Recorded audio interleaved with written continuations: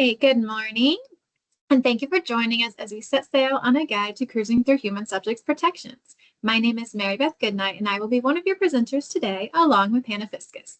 We are specialists in the Office of Human Subjects Protections, also known as the OHSP, and we are excited to guide you on your journey today.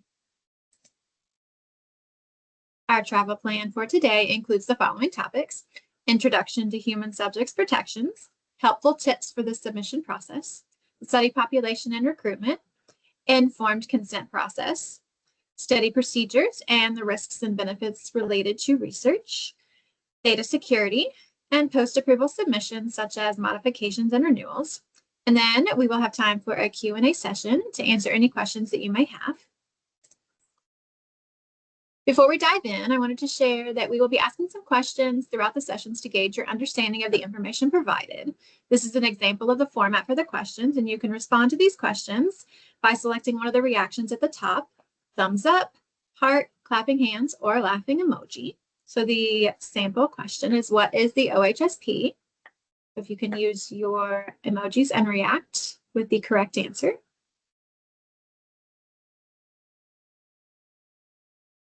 Perfect. So the correct answer is the Office of Human Subjects Protections. Now it's time to sail away. First at the helm is Hannah. Take it away. Awesome. Thank you so much, Mary Beth. All right. Hi, everyone. My name is Hannah Fiskus, and you're going to be with me while we do an intro to human subjects protections. To kick it off, we are going to discuss what a human subject is. So as we know, research is a systematic investigation that is the main purpose is to contribute to generalizable knowledge. But a human subject is the living individual about whom the investigator is conducting research about or through.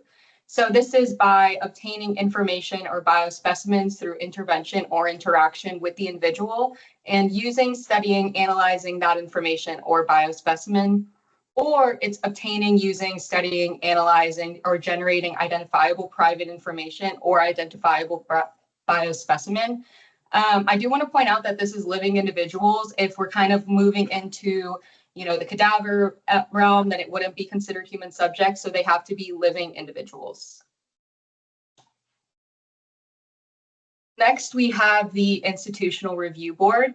The IRB is a university-wide standing committee that is established to protect the rights and welfare of human subjects recruited to participate in UTD-affiliated research studies.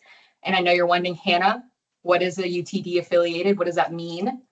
Well, it's when a study includes UTD personnel, which is faculty, staff, or students, UTD resources, the use of the UTD name when you're applying for funding, the use of the UTD name when you are trying to work with participants, or the use of non-public information that's maintained by UTD to identify or contact participants or recruit them. So any UTD-affiliated research involving human subjects must come through the OHSP, and that includes any data that was previously collected, which can be just regular data, such as survey data, or it could be data such as like biospecimens that you'll be analyzing. So data you collect or data that's been previously collected. So now we have, why do we really need the IRB? Truth be told, as we all know, it's because of unethical studies that have been conducted throughout history. So for this example, we're going to be talking about Tuskegee and the syphilis study that was conducted there. It was a 40-year-long study, so 1932 to 1972, and it was conducted by the U.S. Public Health Service. The original intent of this study was to observe the natural history of untreated syphilis, but it was discovered that researchers didn't obtain informed consent, nor did they offer treatment once it was available. So that means that these participants who could have received treatment, I believe it was penicillin, were not offered that. So there were some, long-standing effects from this study participation. And it did ripple out further than just the participants, their partners and their children. They also had negative effects from them not being offered that treatment once it was available. This then led to the 1974 National Research Act. This created the National Commission for the Protection of Human Subjects of Biomedical and Behavioral Research, where they identified basic ethical principles of conduct and recommendations to ensure that these principles were followed. A few examples of this were requiring informed consent when someone was participating in a study and requiring that human subject studies be reviewed by an IRB. This commission also then created the Belmont Report, where they have 3 principles that our federal regulations are based on. It's respect for persons, which individuals should be treated as autonomous agents, and those with diminished autonomy are entitled to extra layers of protection. Beneficence, which really does mirror the Hippocratic Oath of do no harm. So you want to maximize the possible benefits and minimize the possible harms related to participating in your study. And justice, which is the fairness and the distribution of risks and benefits. You want to make sure that not only one group of participants is taking on all of the risks of the study and the other half of the group is only taking on the benefits. It should be an equal and fair distribution of both sides of that. Again, here we have our federal regulations. I kind of just briefly mentioned that it's based off the Belmont Report. So we mainly follow OHARP. It's 25 CFR 46, the common rule, as we call it. And then when needed, we do have the Food and Drug Administration regulations that we follow. If you're ever in the mood for some light reading, you can Google it, look it up, take a few minutes to read over it. But again, these are based off the Belmont Report. Oh, all right, we're at our first question. The Belmont Report has 3 principles: respect for persons, beneficence, and what? You can again use that react button at the top bar and send in your answers. Oh my gosh. It's like y'all are applauding for yourselves because y'all are so great and correct, because it is justice. All right. When should a research study be submitted to the UTD Office of Human Subjects Protection? So when an investigator is collecting with human subjects, or excuse me, collecting data from human subjects, when they're analyzing data that was already collected from human subjects, or when they're analyzing biospecimen from data that were collected from human subjects, or all of the above. Yes. Awesome. I'm seeing a lot of right answers, which is what we always want to see. Correct. So yeah, it's all of the above. We want to see it for all of those kinds of data interactions. All right, so next you're going to be still with me. We're going to move on to helpful tips. So first I want to introduce our Cayuse platform. This is our electronic submission portal that will manage your studies from when you're drafting it to when you're completely done with the study. This platform will guide you through the submission as you answer previous questions. So it's kind of like it's a smart form. So that way you're only filling out the submissions that you need, or the questions that you need to fill out as it relates to your study.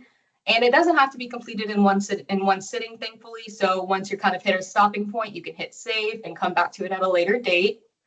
I do kind of want to bring up that our OHSB often updates our templates. So once you start a submission, you have about 6 months until it can be administratively withdrawn. So you start it January 1st, 2026, and you don't submit it at all. So you'll have 6 months until that is done, until it can be administratively withdrawn. Because we just want to make sure that y'all are always using the most updated templates as possible, because we do kind of make those changes throughout. All right, so first I want to talk about how you can kind of get started in Cayuse, access it and everything. So first you would need to request access to Cayuse. So that's just using the form that we have on our website, and you can request access for yourself and the rest of your study team if need be. It should just ask for your name, first name, last name, and net ID, and you can submit one form for multiple people as well. If you do have that access, you can log into Cayuse, and you'll be able to kind of log in, get comfortable, get situated in the dashboard that I showed you on that first slide.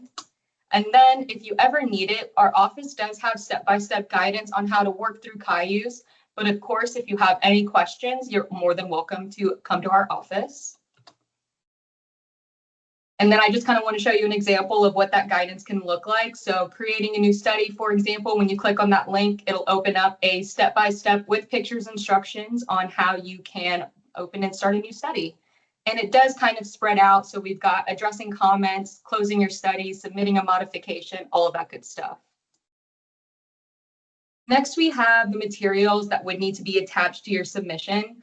Mary Beth and I will definitely we'll dive deeper into this as we move forward through the presentation. But I just wanted to let you know that our website is a really great and valuable resource when it comes to setting up your study. We have our consent templates, the required recruitment materials, required documents and common mistakes that we see. And then we also have our investigator manual, which I think is a great one-stop shop, resource for kind of whatever you need. I think it's a good comprehensive look and will let you know if there was anything you might have been missing when setting up your study. Next, we have the required trainings for our office. Every person who's conducting human subjects research at UTD will need to complete the human subjects protection training. We do have two options, social and behavioral, and then biomedical. It's kind of up to the PI on which one you complete, but we do just like to see that you all have completed it. And then it would need to be completed every 3 years. So if you complete it again, January 1st, in 3 years, you would need to complete it again. And then previously we did the HSP trainings through e-learning, but as of February 2025, all of the trainings have expired. So moving forward, HSP trainings would need to be completed via City. Next, we have required trainings if you were doing clinical trials. So for clinical trials, all investigators and staff engaged in these clinical trials are required to complete the good clinical practice. Again, it's similar to the HSP. It would be renewed every 3 years. It has the same two types, social and behavioral, and then biomedical. And again, it could have been offered through e-learning, but since they all expired February 2025, moving forward, they would all be completed through City.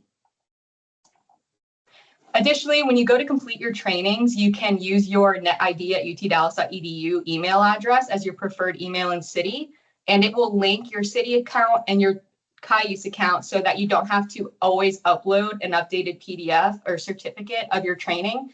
It'll just automatically populate once you complete that training itself. Next, we have investigators who might be working with populations at higher risk of suicidal ideation, or if you're using kind of surveys that talk about suicidal ideation, like the Beck Depression Inventory, or if you're working with identifiable data of participants who kind of talked about suicidal ideation, you would need to attend the Comet Voice Suicide Prevention Training for Human Subjects Protections.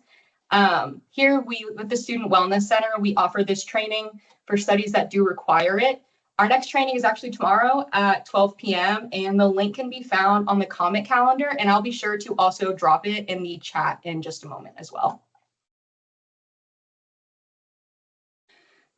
So next we have the UTD affiliated study personnel. So this is anyone who would be engaged in your research study that's UTD affiliated. Again, I've mentioned that was faculty, staff, and students. They would need to be listed on the submission. And if you can't find them in Cayuse, you would need to use that Cayuse request form and submit that request. Once that has been approved, you should be able to find them and then add them to the system. And then if you want to add people later on, you can submit a modification and follow that same process. So when you are adding people into your study, you're going to have to assign them to different roles within Cayuse. So it all boils down to what kind of access they need to have. So of course, we have our principal investigator, our co-PI, and faculty sponsors. They're going to be the ones who have access to the study. They can create and edit submissions like incident reports, renewals, modifications, and they'll be the ones who are required to certify submissions after they've been submitted. And then we have our primary contact. They're kind of the like a lab manager or a research assistant who helps with things in Cayuse to help things stay organized or kind of start submissions. They'll be able to access and create and edit submissions. And then other personnel would have no access or anything. I don't think the study even really shows up on their end in Cayuse. I do want to mention that if a primary contact will be engaged in research, so say they'll be interacting with participants, or if they have access to that data, then they would need to be listed as other personnel as well. They could not be only listed as a primary contact. And I just want to also kind of throw out this helpful tip, especially considering that not all people will have access to the study in Cayuse. The OHSP recommends that documents found in Cayuse be organized into a designated box folder within y'all's lab, just for easy access and compliance. This ensures that all members of the study team will have access to those necessary documents. So they'll have access to the most recently approved consent forms, the most recently approved, modified surveys, just so that everyone is still making sure that, they're using what has been approved and what is active and current in the study. All right, so if your study is going to involve non-affiliated study sites or study personnel, then they still must be listed on the submission. You would just have to add them in a different section, essentially, where you would just list their role, what institution they're affiliated with, and kind of like what they'll be doing in the study. If your study involves an unaffiliated site, so you're collecting data at another institution or like a community center, then we would need some sort of documentation that confirms that they're aware that those study procedures are happening and that they approve of it and there's no issue. This letter of support would need to confirm that they're aware of the study and that, they can contact us or we can contact them if we have any questions. And this could just be attached to the submission. All right, so I do want to kind of talk about these stages of review in our office. What is on the screen, though, isn't a perfect world. So it kind of starts with the study team. That's when you're drafting the submission, getting everything together. And then it goes to pre-review, where this is where it's administratively reviewed by the specialist. Here we kind of identify any common issues. We ensure the application's ready for reviewers, because our goal of this pre-review is to reduce the overall time your submission is under review with the reviewers. When it goes under review to the reviewers, it's reviewed by the IRB members and OHSP reviewers. This is where they can provide feedback regarding the study design and ask clarifying questions or request additional information. And then this is probably going to be a more realistic review process that we see. So it starts with the study team and then you submit it to us. If we have any questions or if we have any comments or if we notice any inconsistencies, we'll send it back to y'all so that you can kind of, answer those questions, complete any required steps, and then you'll send it back to us. Once it comes back to us, we'll do kind of another look through to make sure that those requirements have been fulfilled, that everything is consistent, and then we will send it under review to the reviewers. The reviewers will kind of take a look at it similar to us and let us know if there's any concerns. If they do have any concerns or if they have questions or they think another section needs a little bit more information, then it'll get sent back to the study team. So once it's back to the study team, here you'll be able to address comments directly from the reviewers. And I kind of want to show y'all what the addressing comments process will look like. So the first top two boxes, it's how it'll show up in Cayuse. So first you'll see the little chat bubble in the tab of the section it's in. And then as you click into the tab, the chat icon will pop up and that's how you know the question is related there. Then once you have completed the request or answered the question that the specialist or the reviewer has, you would select address and then you can leave a comment if you would like. We do ask that if the comment is related to the information in the submission above, that the information be included in the text box of the submission itself and not only in the chat response, just because we want to make sure that that information is available to reviewers once it's resubmitted. All right, so kind of back to where we were whenever the reviewer sent it back to y'all. So now that it's been back to the study team, once they're ready to resubmit it to us, it'll come back to the specialist where we will look at all the requested changes, make sure everything makes sense and looks good. If it looks good and it gets sent to the reviewers, they'll take the time to look at it. And then if they think everything looks great, your study's been approved, we can throw a party, and then you can start recruiting and start getting on with your study procedures. So I do want to talk about a timeline for a review really quick. So with pre-review, when it comes to the specialist, this timeline doesn't depend on the level of review. It would stay with us for up to 7 days, or it would take us up to 7 days. I do want to point out that it doesn't usually take us 7 days, but we can say it does take up to 7 days. But when it's under review with the reviewers, this is when it kind of depends on that level of review. So for exempt studies, it can take about a week with the under reviewers. Expedited studies would be 2 weeks with reviewers. And then full board studies, that's about 4 to 6 weeks, just depending on when the review was, or when the study was initially submitted to us. So to dive a little bit deeper into the submission process for full board studies, I do want to kind of, as a quick note, as of, I think, October 2024, we've started requiring that full board applications be submitted on the 15th of each month for inclusion in the next month's agenda. We kind of do this just to make sure that we have enough time to go back and forth with the study team, just to make sure everything's consistent. So, for example, in the purpose of this scenario, the full board meeting is on December 20th. That means that the study team would need to submit it by our office at the absolute latest by November 15th to make sure that we have enough time to really look through the submission. So during this time, it might go back and forth a few times between us and the study team, but that's because we really want to make sure that all the details are consistent, because we know that it can be a long wait time. So we just want to get everything as put together as possible, so then it's under review with the reviewers and it makes sense to them, just to make sure that they have that adequate information as well. So here we have where it's under review with the reviewers, and then once it gets to the full board meeting, this is when the IRB would convene and discuss the study and determine if any changes need to be made or if it can be approved as is, just depending on those decisions that kind of decides if it would be approved or sent back, where the cycle would kind of restart. Oh, and awesome, we are at our questions. So how often does the human subjects protections training need to be renewed? Every 2 years, 3 years, 4 years, or does it not expire? Awesome. I guess you could just say, I just love that you got this question right, because you are correct. It's every 3 years.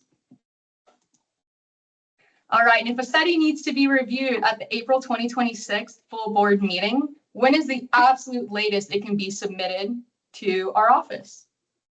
February 15th, April 15th, March 15th, or none of the above?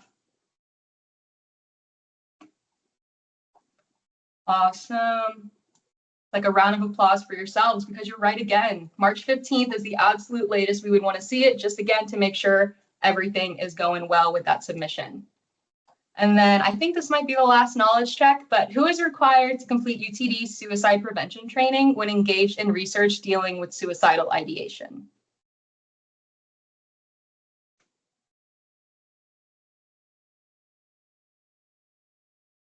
Awesome, you guys. Yes. The entire study team would need to complete that training.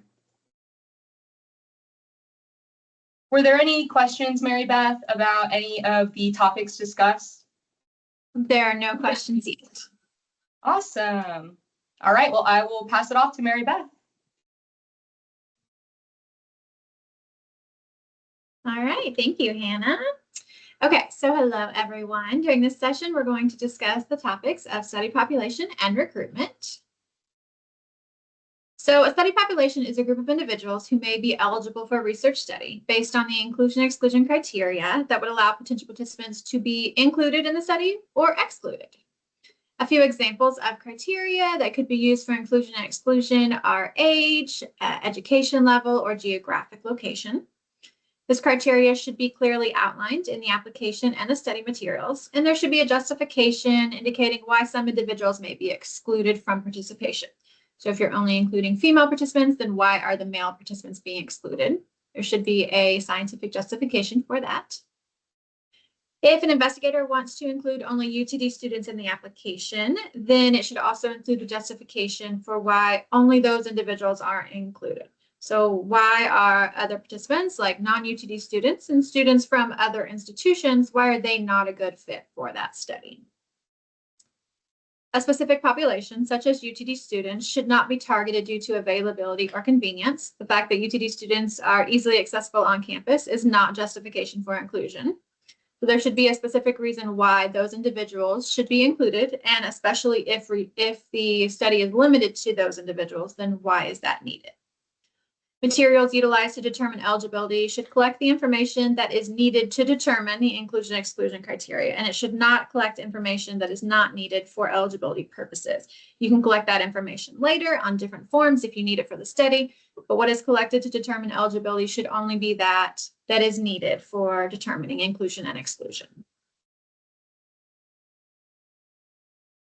So for vulnerable populations, the regulations require certain populations be given additional protections and special consideration when recruited for research studies.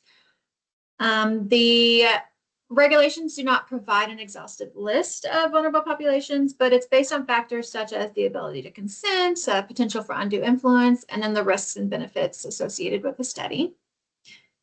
The application should outline the steps that will be taken to ensure the protection of these participants. Let's discuss some examples of vulnerable populations.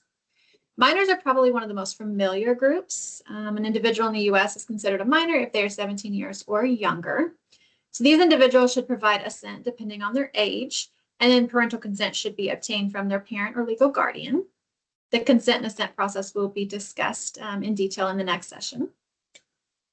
Individuals who are 65 years or older may require additional protections depending on the type of research being conducted. So if your research involves walking on a treadmill or climbing stairs, then there might be additional protections that are needed for individuals in this range compared to younger individuals. Ensuring that handrails and limiting the speed of the treadmill are ways to mitigate potential risks for all participants, but especially for these individuals.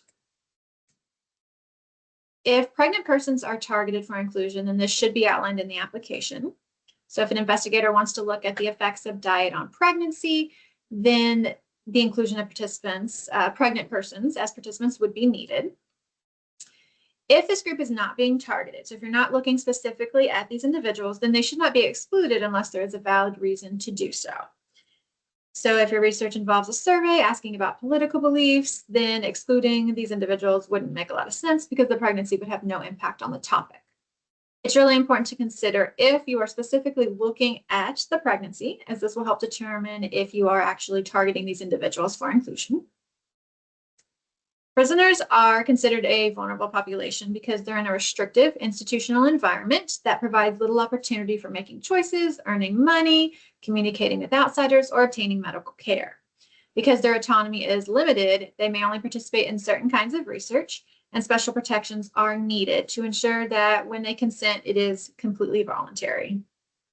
If you plan to include prisoners in your research, then we do recommend contacting our office in the early stages so that we can discuss those additional protections that will be needed. Persons with disabilities should have the opportunity to participate in research unless there's a scientific justification regarding why they would not be a good fit for your study. The disabilities could be cognitive, emotional, physical, and or sensory. And some examples include developmental delays, post-traumatic stress disorder, autism spectrum disorder, and visual or hearing difficulties. The precautions to be taken can vary based on the type of disability and the specific procedures that are being conducted, and they should all be considered before the application is submitted to our office.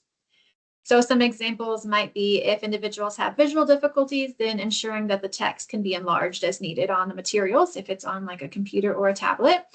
And if individuals have hearing difficulties, then ensuring that you can limit the background distractions or use headphones so that they are able to hear whatever is needed in an audio recording. I would also like to highlight the importance of carefully considering the terms that are being used when referring to these individuals. The UTD Accessibility Resource Center has guidance on their website that can help you ensure that you are using positive language when discussing individuals with disabilities. So we do recommend checking that out. If the potential participants do not speak English, then there are a number of considerations that you should take into account, such as translating the materials, as well as cultural differences that could affect those participants and their participation in the study. The translated materials should match the English versions and should be submitted with the application. If there's any variation needed, because maybe there's not a word in the other language, then that should be outlined in the application just to clarify that there are differences between the English version and then the translated version. And the IRB considers UTD students and employees to be a vulnerable population as they may feel pressure to participate in studies, especially if UTD faculty and staff are conducting the research. These individuals should always be informed so that their decision to participate in the study is voluntary and that it does not affect their grades, education, and or employment status in any way. It should be very, very clear that it is voluntary and has no impact on their relationship or affiliation with UTD.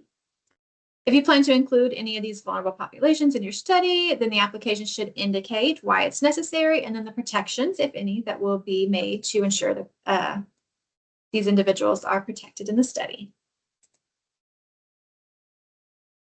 All research procedures, beginning with recruitment, should be conducted without coercion or undue influence to ensure that participants can choose to voluntarily participate in the research. So coercion is defined as the practice of persuading someone to do something by using force or threats. An example would be if an investigator tells a prospective participant that they are going to lose access to the health services if they don't participate in the research. Should not happen. Participation is voluntary and it cannot influence the services that they receive. Undue influence is created when a person is induced to act otherwise than by their own free will or without adequate attention to the consequences. So if an investigator indicates that students will receive extra credit if they participate in the research without alternative options for earning extra credit, then the investigator could be unduly influencing potential participants. If they do offer comparable non-research alternatives for earning that extra credit, then the possibility of undue influence is minimized because they do have that choice of whether to participate or do the alternative assignment. If a professor is conducting a research study and wants to recruit their students, they could feel compelled to participate for fear of receiving a bad grade as the professor determines their grades, right? They make that decision. So you want to make sure that those individuals are voluntarily participating. And there are many ways to mitigate those risks, including asking another individual on the study team to recruit. So the professor is not recruiting and they are not in the room when the recruitment is taking place. The materials like the recruitment flyer and consent form should indicate that participation is voluntary and has no impact on their grades. Collecting data anonymously as well can be useful. Then the professor has no idea who actually participated. And even if you can't collect it anonymously, then not looking at the data for research purposes until after the grades have been entered for that semester is another way that could potentially reduce those concerns. So now we're going to move into recruitment. So the population for a research study can often influence the most appropriate recruitment strategy. For instance, if the study involves children between 5 and 10 years, then the recruitment approach should be directed towards the parents, such as distributing flyers at a local library where parents with young children are likely to visit. But the recruitment methods can also influence the types of participants that will take part in a study. So if flyers are posted on the UTD campus, they're most likely to be seen by faculty, staff, and students who are regularly on site. But individuals who are not frequently on campus may not have access to the materials, which could limit the recruitment efforts. So recruitment is the process of providing information to potential participants to inform them about a research study. And the method should allow the participants to voluntarily participate in the recruitment process. The application should include the detailed plan for how participants will be identified and recruited. The methods and strategies should be appropriate for the study. So what is appropriate for one study may not be appropriate for another study. The selection of participants should be equitable and efforts should be made to ensure diversity of participants. The number of participants that will be enrolled should also be adequate to conduct meaningful research. So when you are conducting recruitment, there are some factors to consider. One of those is timing of the request. Participants should be provided with ample time to consider whether or not they want to participate in the study without undue influence. You don't want to ask them and make them give you an answer right then. Study personnel conducting the recruitment should not be in a position of power over the potential participants, as the decision to participate should be voluntary and have no impact on their affiliation with UTD or any location where the research will take place. So this goes back to our example where the professor should not really be conducting it with their students. You should have somebody else do that recruitment to avoid there being the power struggle there. The recruitment material should include language that is clear, truthful, and easy to understand. It should include the required information and in terms that are easy for those individuals to understand. When considering the privacy of participants during the recruitment process, the plan should respect their reasonable expectations for privacy. So there's a difference between hanging a flyer in a doctor's office compared to standing in the doorway and asking people if they want to participate in your study. One of those really respects the participant's privacy, and the other one might be a little bit more of an invasion of privacy. So these are some common recruitment methods. The first one is advertisements like flyers that could be posted on the UTD campus or public locations like a local coffee shop. Flyers should be posted in locations that are approved for advertisements, such as bulletin boards at a public library. If you would like to post them in locations that are not public, or if you're unsure, you should ensure that you obtain the appropriate permission from someone there to post that flyer. Verbal interactions could include word of mouth and conversations with family or friends. Social media or web-based postings include recruitments like on Facebook, Instagram, or other similar platforms, and should use a UTD-approved account. If the recruitment will be posted in private groups or on pages that are not typically used for research recruitment, then the appropriate permissions should be obtained from the group's owner before you're posting that recruitment. Research pools could include Amazon Mechanical Turk, MTurk, Prolific, or the SONA system. Student recruitment should not be limited to the SONA system. Additional recruitment strategies are necessary to reach a more diverse group of individuals than those who currently have access to SONA or those who need SONA research credits at the time. Email or telephone calls could include personal contacts or emails via a listserv. The application is going to ask you how you're going to have access to that contact information.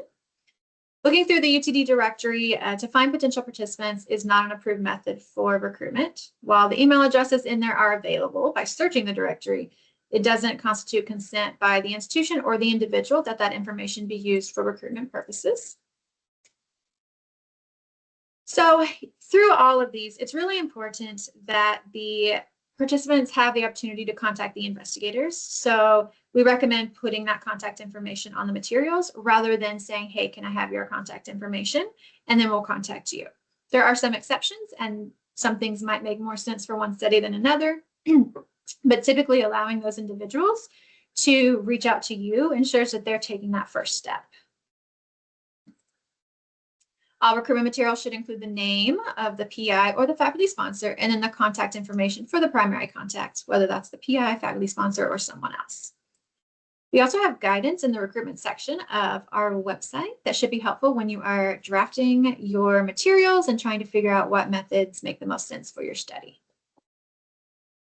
So if you plan to collect and store participant information for future contact purposes, such as recruitment, then a contact registry or an eligibility registry would be needed.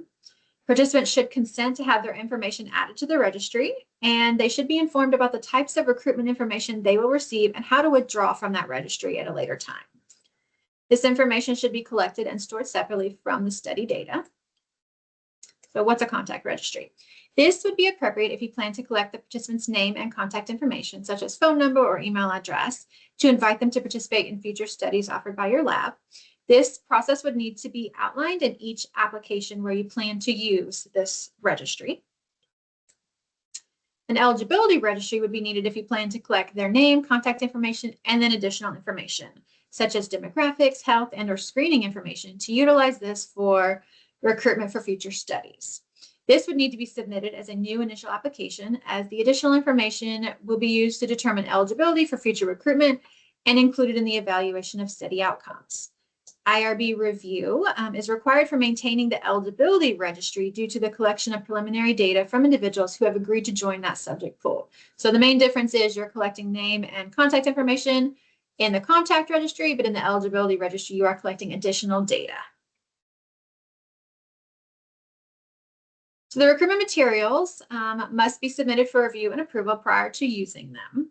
And the materials should include the word research and that it is affiliated with UTD. So participants should understand that it is a research study and it's being conducted at UTD or by UTD affiliated individuals. It should include the purpose of the study in easy to understand language. It can be a very brief statement. The name and contact information for key personnel, such as the PI and a contact person, if that is different from the PI. So it should have the name of the PI or the faculty sponsor, and then the name and contact information for the contact. Contact information could be a phone number or email address, but they should all be UTD affiliated. So a UTD phone number and or a UTD email address. Eligibility criteria should be included if there is specific criteria like inclusion and exclusion. So if you're only recruiting individuals who are 18 to 25 years old, then this should be outlined to ensure that the other individuals know that they are not eligible for the study. Location and time commitment. So is it taking a place on campus? Is it virtual via Teams? And then how long? Is it 20 minutes, 2 hours, 3 weeks? That information should be provided so that the individuals have the opportunity to determine if they do want to reach out about the study. Compensation information, if participants will or will not receive compensation. If the study includes a raffle, then it should also include that winning is not guaranteed and the approximate chance of winning, such as 1 in 100. It's very important that all language is clear, concise, and easy to read. It should be very, very simple language and no acronyms or terms that are confusing or that may not be known. So along those lines, the materials should not include the following. So misleading or coercive language, promises of free treatment when the intent is just to indicate that they will not be charged. And then, like I said, terms or acronyms that are not common knowledge. And then compensation should not be bold, italic, highlighted, different color, different size, different font in general. It should not be highlighted in any way. It can be included on there, but it should fit in with the rest of the information. Compensation for participation in a study should be appropriate for the procedures and the duration of participation. Not all studies offer compensation, and that's perfectly fine. You do not have to do that. It is only if you choose to do it, then you should follow these guidelines. Galaxy Pay cards are the institution's recommended form of monetary compensation. It's a prepaid card that can be used as a debit or credit card. Gift cards can sometimes be approved as an exception, but since Galaxy Pay cards are the preferred method, the justification for the use of gift cards should be included. It's also important to note that the gift cards may require departmental approval, so we recommend you check with your department before purchasing those gift cards for participant compensation. SONA credits, specifically offered through BBS, are typically 1 credit per hour of research participation or a half credit for 30 minutes or less of participation. And then we talked a little bit about the raffle. So before the IRB considers whether a raffle can be used, they'll look at the risk level associated with the study and if the prize could unduly influence participation. Are you offering a $50 gift card or a new iPad? There's a difference between those two. So they're going to look at that and what's involved with the study to see what is fair. They'll also consider the amount, method, and distribution process. Entry into the raffle can also not be contingent upon completing the study. So once they consent, they should be entered into that raffle, whether they complete the study or withdraw early. Extra credit is an option. So if a professor wants to offer extra credit like we talked about earlier, then an alternative assignment must also be available. So they can't require them to participate in the study for extra credit. They should have that alternative assignment so the individual can voluntarily choose whether they want to choose to participate in the research or the voluntary assignment. That assignment should be similar in the amount of time and effort, and it should provide the same extra credit. And other incentives could include providing lunch or snacks, certificates, toys if children are involved, or any kind of like pins or goodies. Compensation received for participating in a research study is considered taxable income for UTD employees, which includes faculty, staff, and then student workers. And this should be recorded as such by the Office of Budget and Finance. In addition to the information that is needed for compensation purposes, which can vary based on each study, participants should provide their employment status and then their UTD issued net ID to the investigators for compensation processing. You can contact the Payroll and Tax Services Office with questions related to reporting this information. But it's also important to know that participation in any research is voluntary, and it's the participant's right to decline compensation for any reason. So they could choose to participate and decline the compensation, and that's perfectly fine. This information should be shared with them in the consent form and provided to them at any time possible. So they know that even if they want to contribute to the research, but they maybe don't want to go through the reporting process, they can still participate and just decline that compensation. All right, so now let's test your knowledge. So true or false, UTD students are considered a vulnerable population in research studies conducted at UTD.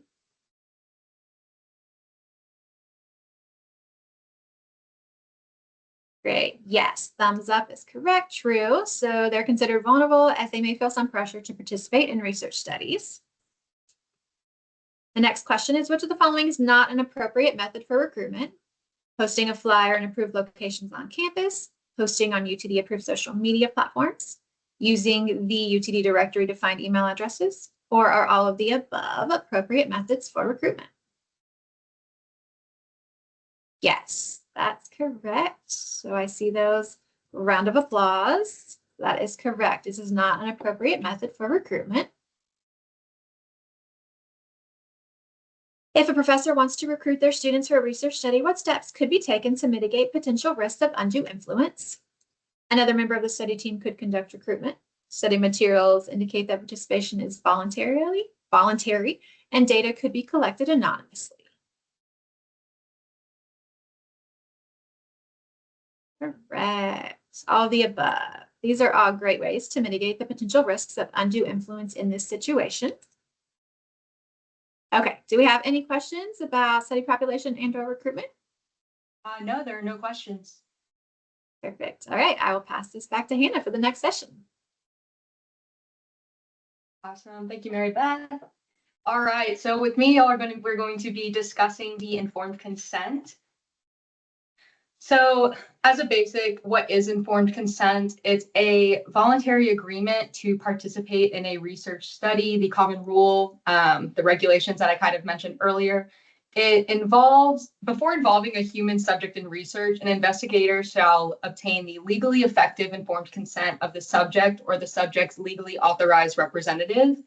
The reason that the informed consent process is so important is because researchers and study teams are essentially asking participants to take on the risks associated with the research. So the informed consent should be a process of should be a discussion of what to expect and what information they need to know before they can actually make that decision. Because we want the participants to have all the appropriate information before we allow them to move forward with the study. So I kind of want to touch on what the information must be presented to participants and then what that process should look like. I want to emphasize that all study procedures, even outside of informed consent, they should reinforce voluntariness, comprehension, and transparency, and then privacy and confidentiality. So information presented to the participants must be truthful, relevant, and complete. It should be presented in a language that the participant understands, presented in a way that any reasonable person would understand, and it should be free from scientific jargon or uncommon language. Even whenever you're submitting a study to our reviewers, we usually say to keep it jargon-free. We usually recommend about 6th to 8th grade language because not everyone is going to be an expert in your discipline. So you want to make sure that you're being clear in what you're studying and in a way that the participant can understand. And then the informed consent process should give the participants time to think about the study procedures and ask questions. They should be able to kind of continue through this. They should continue through their participation of the study.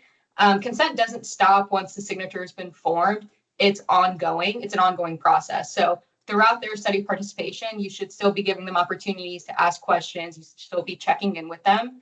And then you should emphasize that the participant has a right to withdraw the consent at any point. They're not bound by the consent form to continue participating in the study if they no longer wish to. They should just be able to stop, and then that's that. Before we kind of dive a little bit deeper into different factors of informed consent, I kind of wanted to bring up the Major Walter Reed yellow fever study. So he was an Army pathologist that was appointed to investigate the transmission of yellow fever in Cuba. The research that he was working with, it did confirm that yellow fever is transmitted through a specific species of mosquito. It happened at a certain inoculation point. It was very in-depth. But participants were directly infected with yellow fever to test these transmission theories, and there were multiple deaths as a result of this. The study team, I will say, they did draft a contract for subjects to sign, and it did lead to a decrease in mortality, but the previous subjects weren't adequately informed of the risks prior to the contract. And there are some ethical concerns related to this. So again, the positive is that it's the earliest examples that we have of documented informed consent, but it is unclear whether the participants fully understood the risks, especially that there was a possible death from yellow fever. The study also included vulnerable populations. So there were Spanish immigrants and then individuals who were economically disadvantaged. And then participants were paid in approximately $100 in gold, which would be about $2,600 today. And then if they became ill, they received an additional $100 in gold. So it was a lot of money, and these participants were considered vulnerable. And if we want to tie it back into what Mary Beth was kind of talking about, they're more than likely, or they could be likely, to not really take in the risks of being infected with yellow fever because of this compensation amount. All right, so now that we're in the basic elements of informed consent, it should have a key information section, and this I like to call it like a snapshot of all the important information that someone would need to know just at the top of the page about this study. So it would say, what is like a brief purpose of the study? What will they do? Are there any risks associated with it? Just like a very quick high summary. And then the element or the consent form should have a statement that this study involves research, that participation is voluntary. It should list the study purpose and duration, any foreseeable risks or discomforts, benefits, compensation. I do want to highlight that benefits and compensation are not the same thing. If you're compensating or if you're paying a participant $20, it would not need to be listed under the benefit section. That would just be listed under the compensation section. And if there are any alternative procedures or options, you could list them there. And then how you plan to store the data and the confidentiality of that data storage should also be included. We do have a number of consent methods and procedures at UTD. So if you want to do an online consent procedure and a signature is required, we work through REDCap, so you would have to use REDCap. It is important to note that you have to use the stamped consent form, even if you are consenting in REDCap. So I just want to make sure that that's thrown out there. And then we do have, an online consent procedure where signatures were not required, where they would just select, I agree to move forward with the survey. Written consent form signed by the participant. Again, that's when they're signing a physical copy of the consent form.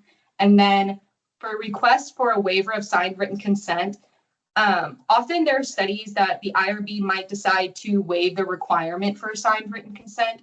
So say that a research study includes risky questions such as marijuana use or previous crime histories, then the only record linking that subject to their participation in the study would be the signed consent form. And then should there be a data breach or breach of confidentiality, anything like that, that one and only link could cause a possible harm. So sometimes the IRB will agree that a waiver of signed consent is necessary to then further protect that participant should there be that kind of data breach. I mentioned already that we do have multiple forms. So these are just kind of the things that you have to consider when you're thinking about the consent process in your study. We do have multiple forms. So how do you want to do the consent process? Will it occur electronically, written, in person, or verbal? We have consent procedures, when, where, and how will it happen? Who will provide the consent? Will it be the parents, the adults, the legally authorized representative? And assent may be needed if the child is at a certain age. I do want to point out that similar to how I mentioned the informed consent process, the informed consent should be completed in a place that's private, where the participant can ask questions freely. It shouldn't be done kind of just out in the open, especially if you're doing research like that's involving a sensitive topic. You should be able to give them a space where they can kind of discuss the study freely. We do have assent forms for different ages. So we have a verbal assent form for children who are 5 to 6 years old, 7 to 12-year-olds, that's when they actually start to sign it. And then same for adults, 13 to 17, that's when they would sign it as well. These are different from the adult and parental forms. So just want to highlight that for no particular reason. All right, and then we have comprehension questions. So these are asked to make sure that the participant really understands what they'll be doing in the study and that they understand the purpose of it, that it's voluntary, and they fully grasp the potential risks that could be involved with it. So you can ask things like, what can you tell me about the purpose of the study? What should you do if you want to leave before the study is completed? And what type of information will you be asked to provide today? Others are, who should I contact if I have any questions about my rights and welfare as a participant? things like that, just to make sure that they fully read the consent form and that they know all the important information. And then what can an effective consent process look like? You want to make sure that the investigator and the appropriate study team members receive the necessary training to explain the research outlined in the consent form and assess that comprehension. You want to conduct it in a manner that is private, just so that, again, they're able to freely ask questions and discuss anything. Provide information about the study in an easy to understand way. So again, 6th to 8th grade is usually the recommended level. Respond to any participant questions or concerns. Again, ensure comprehension. Document the consent as approved by the IRB. And I know Laura, she's probably here today. She's our specialist, our QI specialist in our office. You want to make sure that you are at least offering a copy of the consent form to the participant, because that's where they're going to have, after they leave, they're not going to remember everything. If you have resources listed on the consent form, you want to make sure that they're able to access it after the study has already been completed. Or if they have additional questions for you, your contact information is on that. So you want to make sure they always have a copy of it too. And then, like I said, it's an ongoing process. So you want to continue to assess understanding and provide information as needed to the participant. They can still ask questions throughout, and then you should still be asking questions to them just to make sure they're comfortable. We never want anyone to feel uncomfortable during the study procedures. So I think having the full information and full understanding can really help ease the participant in. All right. Next, we'll briefly kind of discuss, I previously mentioned the online consent that requires a signature via REDCap. So for studies that are expedited in full board, and we'll cover REDCap in a later section, but per UTD policy, legally authorized informed consent must be obtained from each research participant, and the IRB approved consent document must be used for this process. So on the screen right now, it's how you would find your stamped consent form. So you would go to the study details page, select attachments, and then find that stamped consent form. That's the one that should be used moving forward. If you end up submitting a modification where the consent form has been adjusted and edited, then you would need to re-upload that new version into REDCap just to make sure that that same version is being used.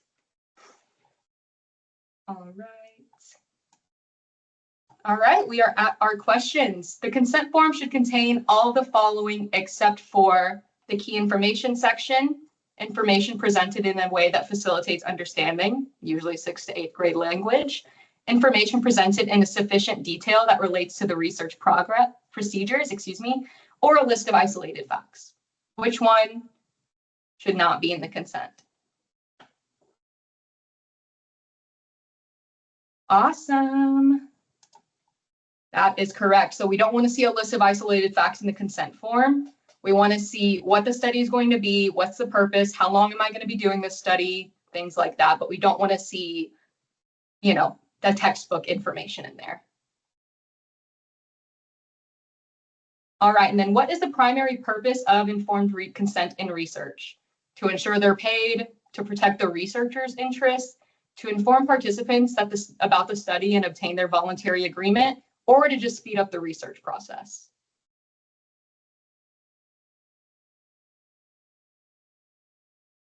Absolutely. I am applauding here with y'all. We want to make sure that they are understanding the study and that we're obtaining that voluntary consent. All right, true or false? The consent form template is the same for all participants, including minors, adults, parents, all of that. Is it the same? Well, I just love that y'all got that right, because it's false. They are different. We have different templates for just about every group. So minors, we have a different one. For parents, we have a different template. And then adults, we have our standardized template. All right. And then study is reviewed as an expedited or full board study, and consent will occur via REDCap. I should use the stamped consent form and follow the e-consent framework guidance in REDCap.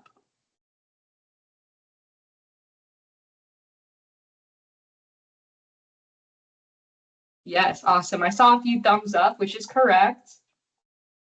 So yes, if you are using REDCap for your consent projects and it does require a signature, you want to make sure that you are following e-consent framework guidance. Mary Beth, were there any questions about the informed consent process? There are no questions yet. Awesome. Well, I will go ahead and, oh, just kidding. I lied. We're actually going to go on a break. So yeah, we will be back at, we might be at 11:01. We'll see you at 11:11 for, from our break. Until then, we'll be back.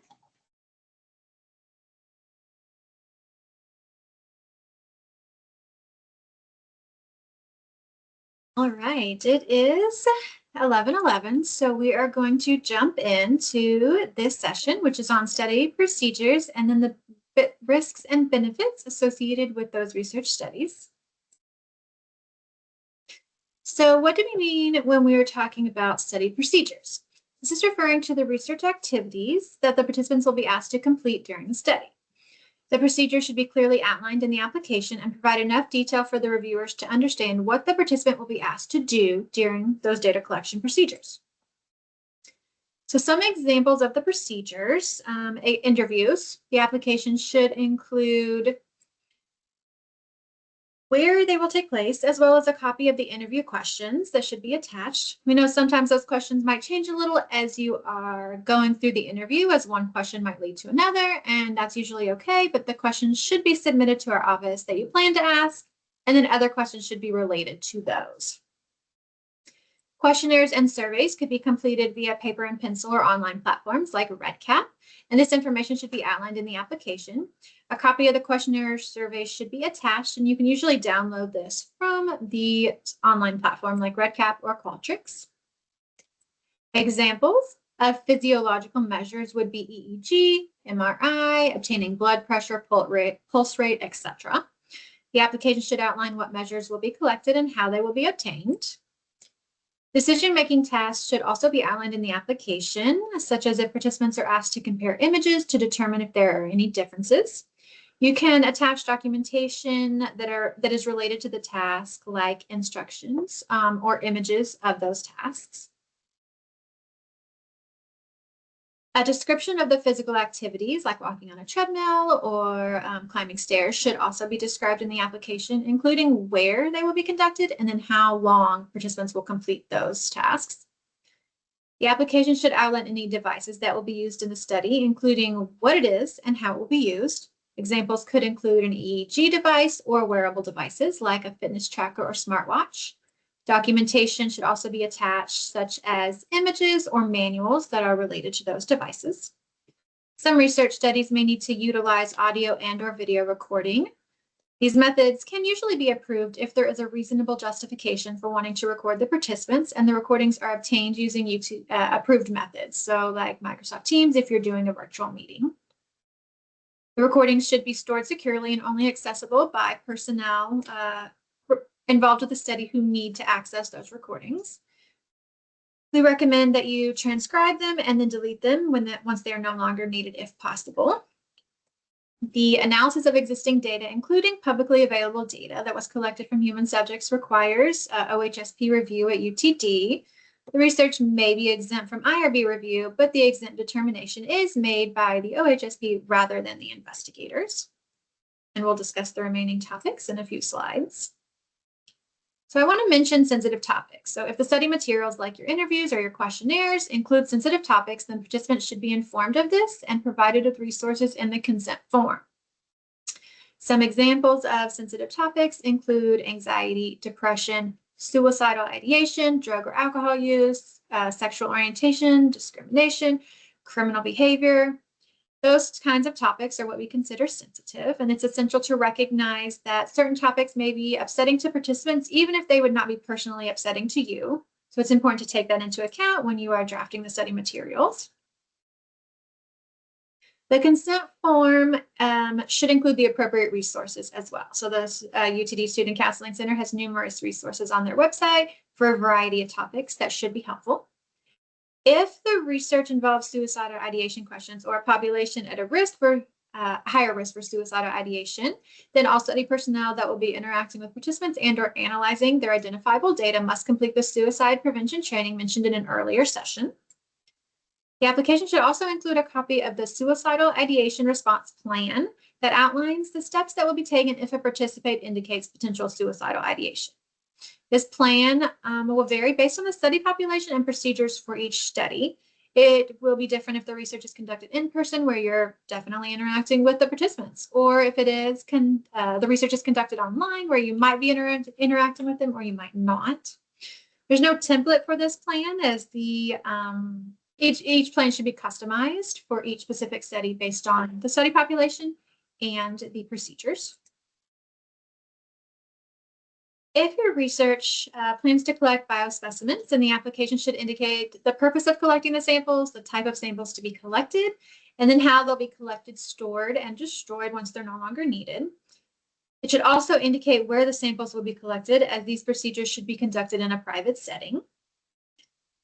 If your research involves the analysis of previously collected samples, then the application should indicate similar information, including the purpose of utilizing those previously collected samples, how they'll be obtained, shared with the study team, and how the samples will be stored and destroyed. These questions apply if the samples were previously collected at UTD or at a non-UTD site, such as another institution or a commercial biobank. Investigators must obtain an approved protocol from the Institutional Biosafety and Chemical Safety Committee, the IBCC, before beginning research activities with biospecimen materials. This is required whether you are collecting new samples or obtaining previously collected samples. And some examples are saliva, blood, urine, or human cells or tissues. So MRI stands for magnetic resonance imaging. MRI machines are used to take images of the brain called scans, which can be helpful for investigators conducting research about the brain. The MRI scans conducted at the Sammons Brain Health Imaging Center at UT Dallas are designed for research purposes and cannot be used for medical diagnosis. And this information should be provided to the participants in the consent form. We have this template language in our MRI adult consent form, so you can find that information there.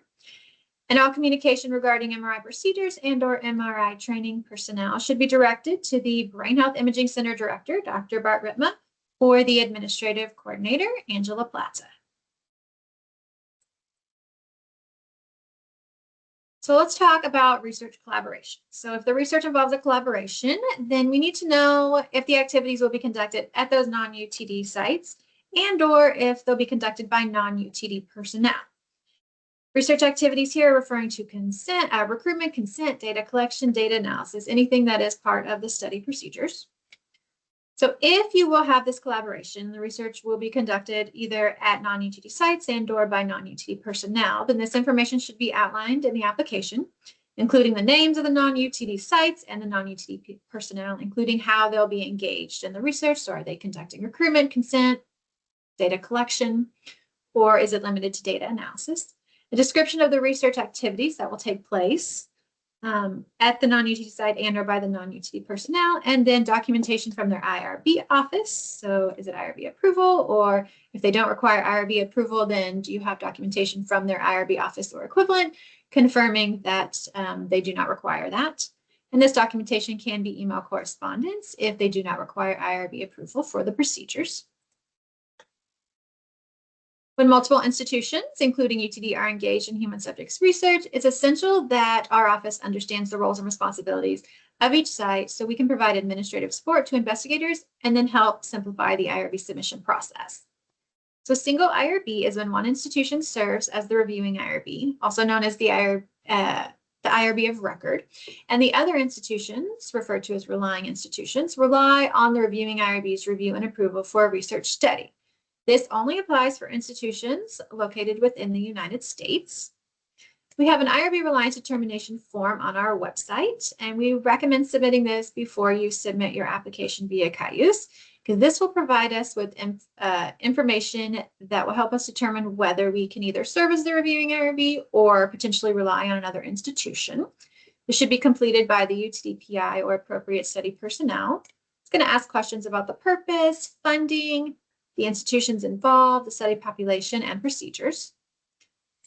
The single IRB review process only applies when research is processed as expedited or full board review. So we are unable to enter into a reliance agreement with another institution if the study is approved here or there as exempt or limited review. It's really important that all institutions agree to the single IRB. So if every institution doesn't agree, then that cannot take place. So it's essential that you discuss this with all the institutions ahead of time and make sure that everybody is on the same page before you go through the submission process. The documentation required for studies that are going to enter into single IRB can vary, but usually it's a reliance agreement and then local context information.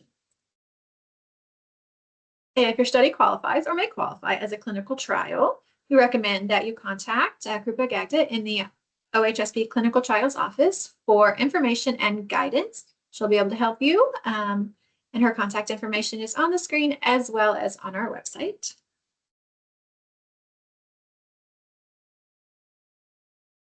Deception occurs when one or more elements of the research study is intentionally misrepresented or disguised by providing participants with misleading or false information. For example, an investigator might want to induce stress, so they tell participants that they are being video recorded while acting out social situations with another participant, and that the recording will be observed and rated at a later time, but the sessions are not actually being recorded, so nobody will see them later. This is deception because it's intentionally misrepresenting information about the research. Incomplete disclosure is a little different in that it involves the intentional withholding of information about the true purpose or nature of the research study. So if an investigator tells participants that they will complete a survey, but they are not told that the true purpose of the survey is to assess how cell phone usage affects an individual's concentration and task performance. This involves the use of incomplete disclosure of the information that the investigator is providing is true, but it doesn't include all the necessary information for that individual to make an informed decision. Use of deception and or incomplete disclosure generally goes against the basic principle of human subjects research, which is to treat individuals as autonomous agents by disclosing complete and truthful information about a study. However, the IRB recognizes that it can be a useful tool, especially in social and behavioral research. When is deception or incomplete disclosure acceptable? So in some instances, being told the true nature of the study can cause participants to change how they would normally respond, challenging the scientific validity of the study. This is acceptable when revealing the true nature of the study could influence participants and bias their responses. Now, it cannot be used in research if non-deceptive alternatives are available. So if you can conduct the research without deception or incomplete disclosure, then that alternative method should be utilized. If the deception is intended as a ploy to get people to participate in a study that they otherwise would not want to participate in. If you're withholding information about potential risks, and if it introduces unnecessary risks and there's no plan to mitigate those risks. The 2018 Common Rule allows for the use of deception in studies that are determined to be exempt by our office, but the participants must prospectively agree to the use of deception, meaning that the consent form should include the sample language we have that basically says you're not getting all the information you need now, but you will once the study has been completed. We do have that sample debriefing form on our website in case that's helpful. So as mentioned in the previous session, the consent form is intended to provide the prospective participant with all the necessary information they need to make an informed decision about whether to participate. When deception or incomplete disclosure is used, the participant is not receiving all of that information, and so they're not able to make that fully informed decision. So investigators must follow 2 steps to preserve the autonomy of research participants. The first step is to acknowledge the deception by including a statement in the consent form that informs participants that they're not getting all the information. And that way they can determine if they're comfortable enrolling on those terms. So sample language we have indicates for scientific reasons, this consent form does not include complete information about the study hypotheses and the research questions being tested. You'll be fully debriefed following your participation in the research. That's the first step. The second step is to debrief the participants. This is the process of informing participants of all the information related to the study that was previously undisclosed or withheld following completion of their participation in the research. This includes explaining why deception or incomplete disclosure was needed. So these kinds of sessions and this information can mitigate harm or deception or incomplete disclosure by explaining the scientific need to use the technique. They should be given clear, simple, and informative explanation and have the opportunity to ask questions. Depending on the study, the IRB may require investigators to obtain participant signatures on that debriefing form and also have the option to exclude their data from analysis. So since participants were not fully informed, the information they consented to was not the complete information. So now that they have that complete information, they can potentially withdraw their data from the study if they choose to do so. Risk is defined as the probability of harm, injury, or loss occurring as a result of participation in a research study. Both the probability and magnitude of this potential harm may vary from minimal to significant. Risks to participants are minimized by using procedures which are consistent with sound research design and do not unnecessarily expose participants to risk. The risk should also be reasonable in relation to the anticipated benefits to participants, if any, and then the importance of knowledge that may reasonably be expected to result from the research. So there are some different types of risk. One is physical harm. So the research may involve exposure to minor pain or discomfort, but some studies, especially those designed to evaluate new procedures or medical devices, may present more than minimal risk to subjects and could potentially cause serious injuries.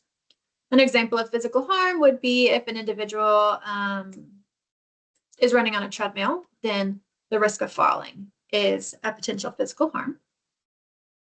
Psychological harm, undesired changes in thought processes and emotions, such as stress or depression. These risks could arise from using certain questionnaires or surveys, interview procedures, collecting sensitive information, or just the emotional stress of study participation. Completing a survey asking about your anxiety while taking exams could increase your awareness of that anxiety, especially if you have an exam in the near future. Social harm, so invasions of privacy and breaches of confidentiality may result in embarrassment. Some social and behavioral research may yield information about individuals that could label or stigmatize them. If the data was made public, indicating that a person has used drugs in the past, then this could be potentially harmful for their current relationships. Economic harm includes like loss of employment, financial standing, and diminished employability. These are types of risks that could affect one's current or future financial situation. If your current boss finds out that you have a criminal background, then this could lead to a loss of employment. Legal harm, so breaches of confidentiality, could increase the risk of criminal or civil liability depending on the type of information being collected, such as drug use, previous criminal activity, or other illegal behaviors. If law enforcement discovers that an individual has conducted or is currently conducting criminal activity, then there could be legal consequences. And then there's always unknown harm. So it could involve risks, which you just don't know yet. Participants should be notified of any significant findings or risks that appear as you are going through the study that could impact their decision to remain in the study, so they can obtain that information and then make an informed decision about whether they want to continue. All risks should be mitigated to ensure the protection of participants.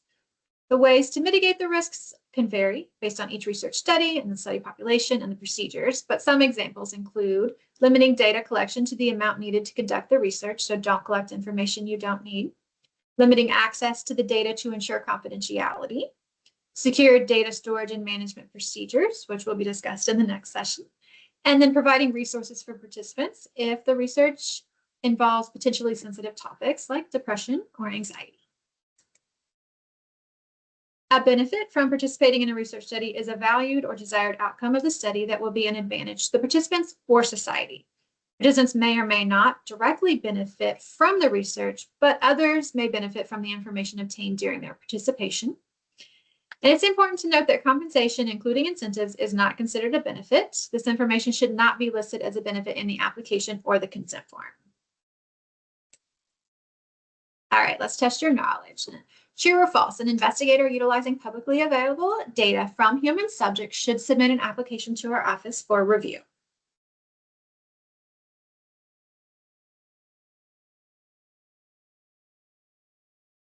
Correct. So the analysis of existing data, including publicly available data that was collected from human subjects, does require submission to our office. It may be exempt from IRB review and the federal regulations, but that determination is made by our office. Next question, true or false? Resources should only be provided in the consent form if the study involves suicidal ideation questions.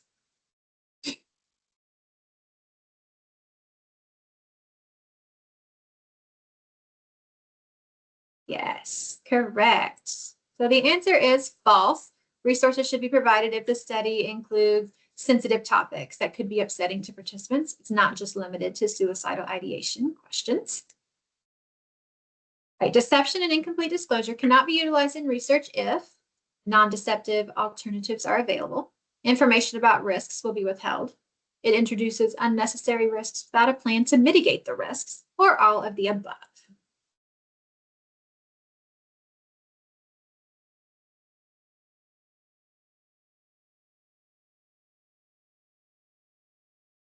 All right, I saw at least one of the correct answers. So yes, that is true. All of the above. So it cannot be used if there are other alternatives, if you're going to withhold information, or if it introduces unnecessary risks without the plan to mitigate those risks. All right, are there any questions related to the topics that we just discussed? Yes, we do have a question in the Q&A. It pertains to an article that the attendee plans on writing. It is kind of a lengthy question, so I can read it out, but I think it might be just, time-wise, it might be okay if you just responded in the chat or in the Q&A response. But they're planning on writing an article that may later expand into a book, which would quote and analyze writing samples from former students at other institutions that they have taught at within the last decade. And they might want to contact and interview some of these former students. And then they said, will I follow these same procedures when it comes to asking their permission to quote and analyze their writing? And also, where might legal permissions to quote their past writings figure into the informed consent paperwork? Okay, so I thank you for that, Hannah. I do agree. I think I'll take a look at it and then I can respond in the Q&A. If you're collecting the information for research purposes, then you would go through the process. But I think in this situation, it would also be really good to just reach out to us and we can kind of go through it with you to make sure that you've got all your bases covered. But I will respond in the Q&A and I will let Hannah take it to the next session. Awesome, thank you. All right, so we are going to be discussing data security in this next section. All right, so there are a few different types of data classifications for the purpose of human subjects research. We will be primarily focusing on confidential and public data. So confidential data is data that is private or confidential by law or otherwise exempt from public disclosure. So this would include personal identifiable information. And PII is information that can be used to distinguish or trace an individual's identity either alone or when it's combined with other personal or identifying information that is linked or linkable to a specific individual. And then we have protected health information. This is information that it can potentially identify an individual and that was created or used or disclosed in the course of providing healthcare services by a covered entity.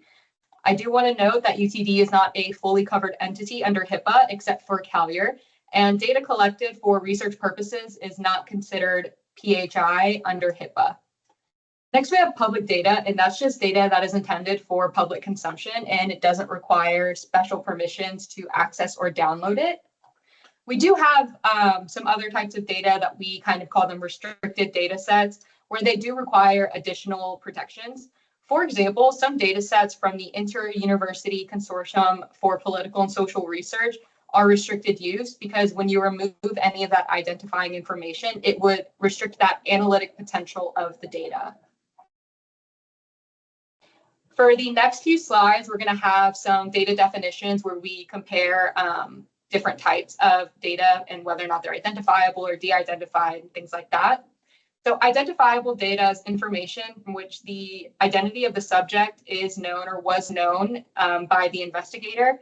And it's any information that contains personal identifiers, while de-identified is a record in which the identifying information has been removed. So it was originally identifiable, but then you took away all of the indirect or direct identifiers, and now it's considered de-identified. Our second round of these data definitions are coded versus anonymous. So coded is when a data link exists between a unique code and individual subject identifiers. So for example, Hannah Rodriguez is participant 123. And if the code is stored separate from the data in a secure location, then it can be considered de-identified. Next, we have anonymous, and that's when the data was collected and there were never any identifiers involved with it that ever linked to the individual participant. Now it's anonymized versus anonymous.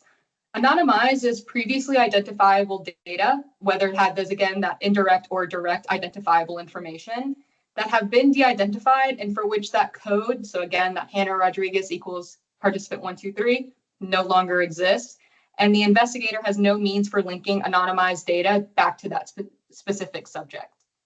Then we have anonymous, again, where that data was collected without any identifiers and they were never linked to a specific individual.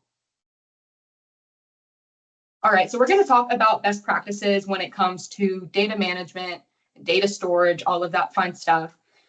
So the best one is to create a data management plan. This plan would essentially outline how the data is going to be organized, stored, preserved, and disseminated as a part of your research project. It should detail how you will manage, how the data will be managed and how during the research lifecycle, and describe how a researcher and lab will adhere to those outlined data security requirements. You want to make sure you're controlling digital access. So you should keep a list and periodically review who has access and information to storage locations such as Box, or if you use like a physical copy, who has a room to or a key to that area, departmental storage, anything like that. If you submit a modification to remove personnel from your study, you should also make sure that you're removing that access to the data as well. Make sure your devices are up to date and that they contain the latest updates and patches, and you should remove any applications that just aren't frequently used. You want to scrutinize links and attachments. If it looks suspicious, it's best to just mark it as spam or delete it. I know you see those phishing emails because I know I see those phishing emails. So if you ever think that it might be one, you can hover your cursor over the embedded links to verify what they are before sending it to them or before clicking on it. If you're still unsure, you can always contact InfoSecurity at UT Dallas and they'll be able to help you confirm whether or not it is a legit source or not. And then whenever it comes to encrypting your data, personally identifiable information and confidential information should always be encrypted, especially before you're transferring that data out. Next, we have sharing securely. So whenever you are sharing and transferring files, you want to make sure that you're using methods that support that sensitivity level of the data.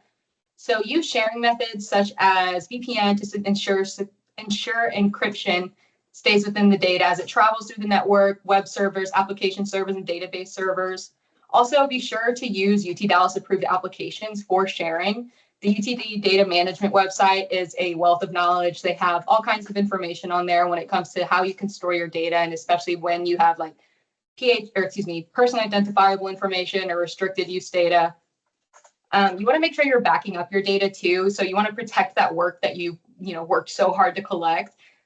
Protect your work by keeping recoverable backups in a safe storage location. The UT Data Management, again, their website has a data storage finder to help you identify approved storage for your research options. And then effectively destroy the data. If data destruction is required, you want to use a destruction method that supports the sensitivity level of the data. And UT Dallas has a policy on this, retention and destruction policies. You want to secure physical access, so don't keep any doors propped open. Make sure you store physical materials and information under lock and key. Log out of your workstation if you're walking away, or just log off when you're away. And then using UT Dallas devices, you want to avoid using those non-UTD devices for collecting, analyzing, or storing research data, because personal devices are not covered by the UTD Information Security and Acceptable Use Policy, but UT devices are. So they've gone through the appropriate clearance to ensure that they can be used for research data. Next, we have some data storage types. So your desktop or laptop, kind of like I mentioned before, UT Dallas equipment has been approved by the Info Security and Applicable Use Policy, meaning that unless data has an extra layer of security restrictions or requirements, you can save that data on your laptop and it's generally acceptable. But it can be an issue because we know that it might not be an appropriate long-term option. There are network servers. UT Dallas net servers are either managed by OIT or by a department. They're usually a general stable solution, but it's recommended that you consult with the data management team for additional guidance on this process. External drives, such as hard drives, are convenient for storage and keeping the backups of your data, but the average lifespan of those storage options is about 4 to 6 years. So again, maybe not an appropriate option for long-term. External drives can be encrypted though, so to store those more sensitive types. And then I do want to highlight external storage drives, such as flash drives or USB, are really not recommended just because they're easily lost or stolen. I also do not remember the last time I held a thumb drive in my hand, so I feel like that means they can get lost pretty often. All right, then we have cloud storage, which can be an easy way to manage data across devices and backups. And if it's approved for use by the data management team, it can be an appropriate long-term storage option. However, because cloud storage options are owned and managed by companies that aren't UTD, it's important to understand, the differences in the terms of agreements and terms of services, and just to keep that in mind that not all cloud storage options are viable options for that sensitive or restrictive data types. And then UT Dallas approved storage options can include OneDrive or Box, but they aren't approved for like super sensitive data types. So just make sure you're consulting with the data management team for guidance on what they think would be the best option for that data that you're collecting. And lastly, we have the optical storage, that's CDs, DVDs. These can be used in an additional form of backup when proper physical storage is utilized. Again, make sure that lock and key is stored in a secured location, all of that good stuff. Now we have the research software review request. So when using research software that's not currently listed as approved on the data management site, the research software review request form should be used to ensure that the software you're using is appropriate for, one, the data you're collecting, and making sure that any cloud platforms you're using for storage are approved for maintaining that storage. It will ask the applicable study. If we do request that you need to submit one of these, it'll ask for the applicable study information. So the type of data you plan to collect, your IRB number, your title number, software information, and a few other questions that will help that data management team ensure that your data is secure while it's being collected and stored. We do want to note that if you do have to submit this form, our office would be unable to release approval until the confirmation that this has been reviewed and approved has been attached to that submission.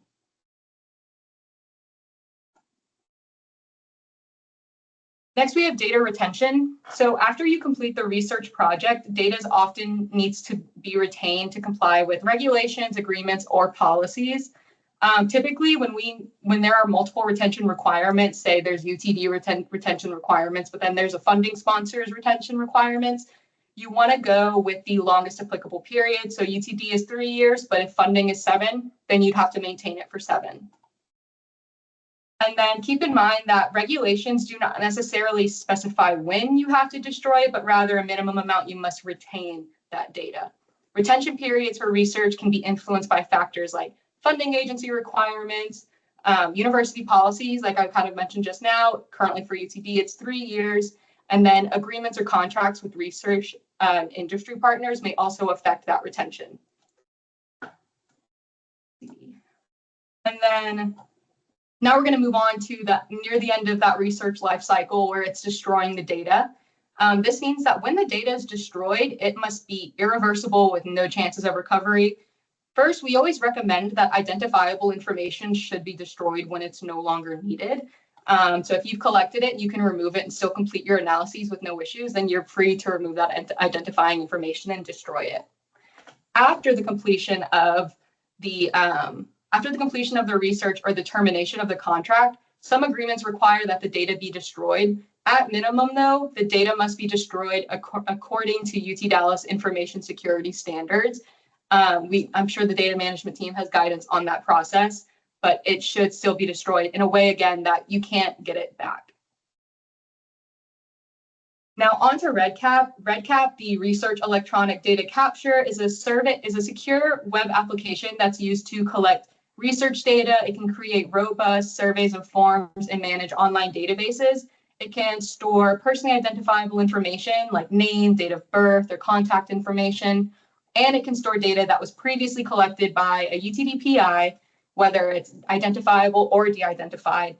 and it can maintain secondary data, kind of like I mentioned from the consortium, and then ABCD data, anything like that. Whenever you are working in REDCap, though, you can test your survey in the development mode. Here you can test the essential components by, you can create test records, enter example data to ensure that your data collection instruments look and behave that they need to, especially if you've got any of the branching or calculation logic. Like I said, you're going to want to test out your survey as if you were a participant who was using the public survey and completing it itself. When you have completed all of this testing, you would need to mark that you've tested your project thoroughly, and then you would need to indicate that you're ready to push your project into production. And then once it's been pushed into production, that would be marked as complete. And it's important to, whenever you actually start collecting study data, it is very important to move your study or your project into production mode, because it will help maintain the data accuracy and integrity of the data that you've collected. I don't even want to imagine what could happen to the data that people work hard on, but they haven't pushed their project into production mode. So if there's one thing that you get from this section, it's make sure you're pushing it into production before you're actually collecting that data. Awesome. And then when should you use what platform? So UTD, you'll probably come across different data collection platforms. So for example, there's Microsoft Forms, Qualtrics, and REDCap. But if you are collecting research data, that automatically knocks Microsoft Forms out of the way, because only Qualtrics and REDCap can be used for data collection. And if you're collecting data that will contain person identifiable information, that would knock Qualtrics out of the running. So then you could only use REDCap. And if you plan to use REDCap as a part of your study, and your study is an FDA regulated study, it's required that FDA Part 11 compliance is included in that. So you'd be able to contact the REDCap team listed on the next slide, because they'll know the different versions of REDCap and how to help you implement them for your study. Again, here we go. So we have, if you need any help with REDCap, the data management team provides REDCap assistance through scheduled appointments where you can ask all of your REDCap questions. So it can be general REDCap questions or that FDA Part 11 compliance assistance. You'd be able to contact redcap-help@utdallas.edu, and one of our wonderful REDCap specialists will be able to answer any questions you might have. Awesome. All right. What platform should you use when collecting personally identifiable information for research? Is it REDCap, Qualtrics, Microsoft Forms? Awesome. I saw a few right answers, which is what we love to see. So yes, you should be using REDCap whenever you're collecting that personally identifiable information. And then which of the following is true? All data should be stored using UTD approved platforms. Identifiable information should be destroyed when it's no longer needed. Access to data should be limited to personnel listed on the approved IRB applications, or all of the above. Awesome. Yes. Yes, yes, yes. It's all of the above. You just want to make sure you're doing all of it. And then true or false, I should collect official study data from participants while my REDCap survey is still in development.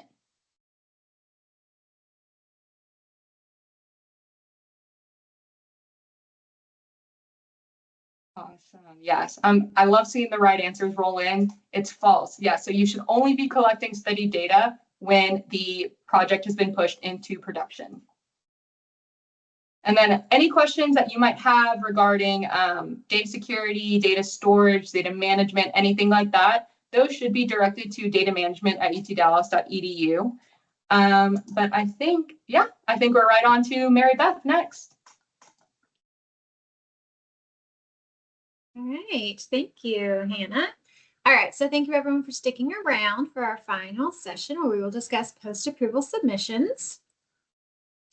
So the first type of post-approval submission is modifications. So all changes to a research study must be reviewed and approved prior to implementing the changes, except when necessary to eliminate immediate hazards to participants. The changes should be outlined in sufficient detail and should include a justification indicating why the changes are needed. For example, if you are requesting to add questions to your survey, The modification should indicate why the questions are needed and how they are related to the research. If the changes affect any of the study materials, such as the recruitment materials or consent forms, the updated document should be attached to the application, replacing the previously approved versions. All study materials attached to the application should be clean versions without track changes or comments. So some examples of modifications include personnel. So are you updating personnel? If so, we need to know whether you're adding or removing them. This includes collaborators that we've discussed earlier. If the study is being updated, study site is being updated, or if additional sites are being added or removed, that would need to be a modification. Changes to recruitment include updating the recruitment methods and or the materials. And then for consent, this could include the consent process or the consent form. So where you're conducting consent or updating information on the form, like the PI's contact information or including additional details. If the procedures and or the study measures will be updated, this would require a modification. Updates to procedures could include adding a survey or switching from one memory task to another. If the funding is being updated, added, or removed, then that would require a modification, and any materials like the consent form may need to be updated. Then changes to data security or management procedures could include where you're collecting data. So whether you're switching from like Qualtrics to REDCap to conduct a survey. And then any and all changes need to be submitted. If you're unsure, you can always contact us, but we do typically recommend that you submit it. If it involves anything changing, any changes to the study and or the materials, then it would need to be a modification. Some helpful tips include providing sufficient details. So make sure that there are sufficient details for why those modifications are needed. The changes should be outlined in that modification section, including listing the materials that are being updated. So don't just say, I'm adding personnel. You would need to indicate who you're adding. If you're updating a survey, indicate which survey you're updating and what's changing. It can be a brief overview. It does not have to be every detail, but it should give us and the reviewers an idea of what is being updated. And then update the appropriate sections of the application. So if you're updating personnel, then make sure you're actually adding them or removing them from the application.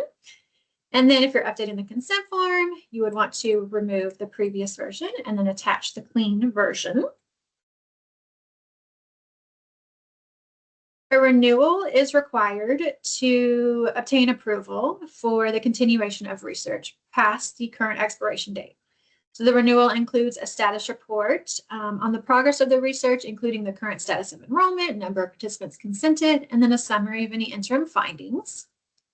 The renewal submission requires investigators to confirm that all personnel are current on their training, such as the HSP training mentioned earlier. If personnel are not current, their training must be updated before the renewal can be submitted for approval, or you can submit a modification to remove the personnel from the study. Modifications and renewals can be submitted at the same time to avoid delays. To allow adequate time for IRB review and approval, it is important to submit that renewal early. We typically recommend 30 to 45 days prior to the expiration date to make sure that the pre-review process can take place, and then the reviewers can also conduct their review. Federal regulations do not make provisions for any grace period extending the research beyond the expiration date, so the study expires at midnight on the date specified on the letter. If the study is not renewed prior to the expiration, then all study activities must be paused, except when doing so would jeopardize the welfare of human subjects. Any lapse in approval could also negatively impact funding, so it's important to submit with ample time prior to expiration. If another institution serves as the reviewing IRB, meaning that we're relying on them, then it's important to keep us updated to let us know if you've submitted it there, if you're waiting on it. We cannot approve the renewal at UTD until it has been approved at the other institution. Once a study is closed to enrollment, as indicated on the renewal submission, it cannot be reopened for additional enrollment. To ensure that the research follows the current UTD and OHSP policies and procedures regarding the protection of participants, a new initial application must be submitted to conduct any new data collection procedures. If the study is approved for data collection and no enrollment has been conducted over the past 4 years, then the study should be limited to data analysis only as indicated on the renewal. This is mostly because After 4 years, we probably made a lot of changes to our template, to our materials, our consent form. So it's important that the most recent versions are being utilized. So you can just open a new study using all the current versions, and then you can conduct data collection procedures. There is an exception to this process. You can submit a form on our website called IRB Renewal Enrollment Exception Request. It should include a reasonable justification indicating why the study should remain open when no enrollment has taken place over the past 4 years. And then once submitted, the IRB will review and determine if that exception can be granted. Incident reports are also known as reportable events, and they should be submitted if they meet the following criteria. So first, the event is unexpected in terms of the nature, severity, or frequency, given the research procedures that are described in the approved study materials, such as the consent form, and the characteristics of the population being studied. Second, the event is related or possibly related to research, to the participation in the research. Possibly related means that the incident, experience, or outcome may have been caused by the procedures involved in the research. And third, the event suggests that the research places subjects or others at a greater risk of harm than was previously known. The IRB requires investigators to promptly report these incidents within 5 business days from occurrence or the date the PI becomes aware of the event.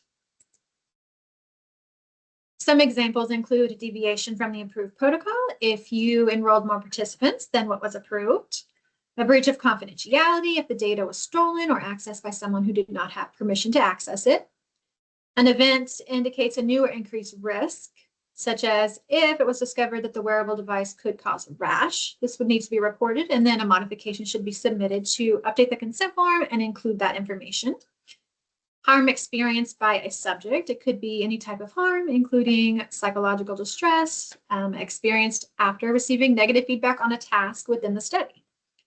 A participant complaint that cannot be easily resolved.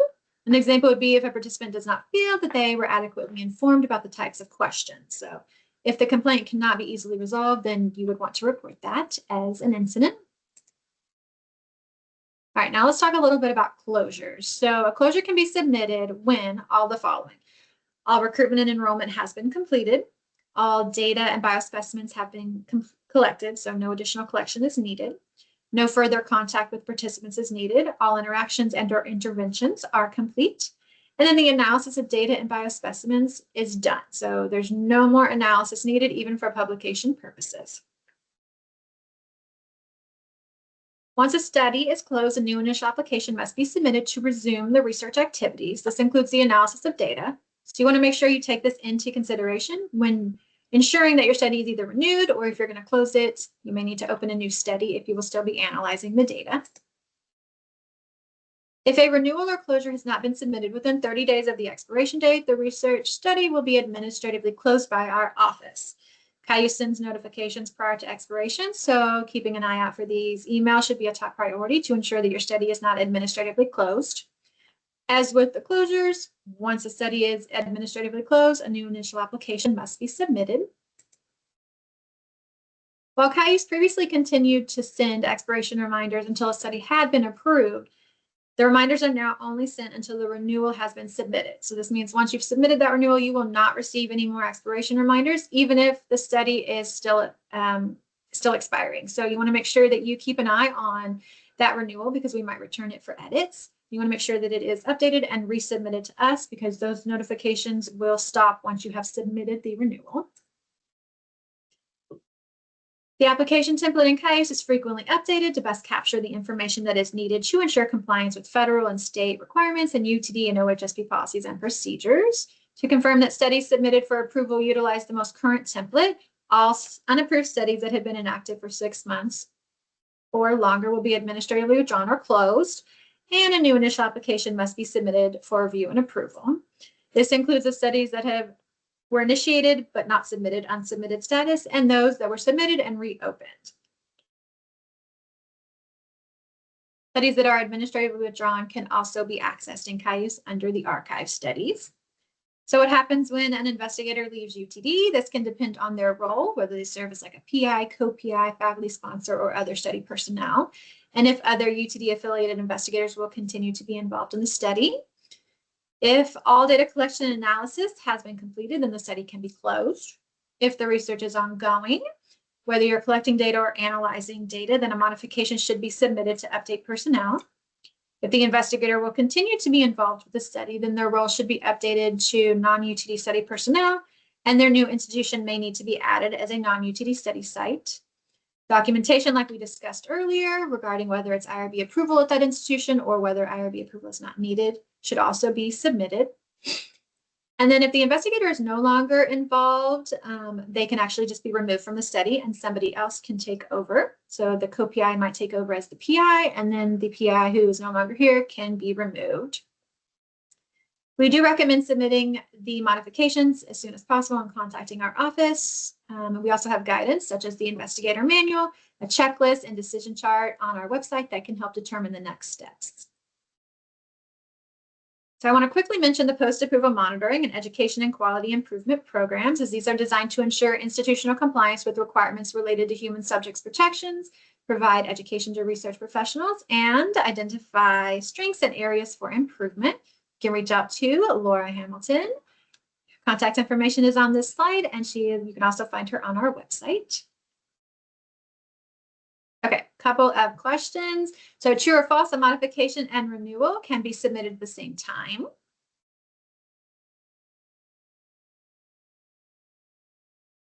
All right, I saw some of them correct. The answer is true. Both these requests can be submitted at the same time to avoid any delays. True or false, once a study has been closed, it can be reopened at any time.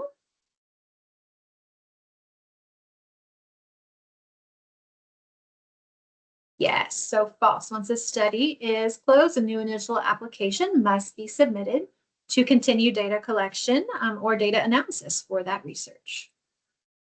And then the last one, what are the investigator's responsibilities once IRB approval has been obtained? Complete post-approval submissions as needed, ensure compliance with UTD and OHSP requirements, submit a closure request once all data collection and analysis have been completed, or all of the above. Yes, all of the above, that is correct. All right, so we are a little past time, but we can actually move right into, if anybody has questions we can answer those.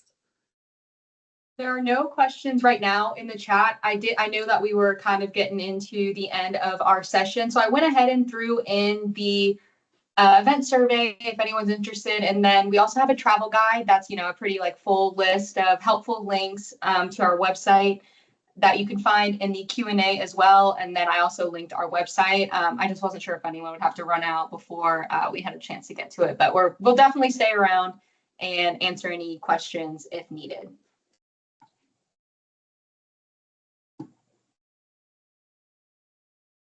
But if there ends up not being any questions, I do kind of want, again, just to do that last announcement.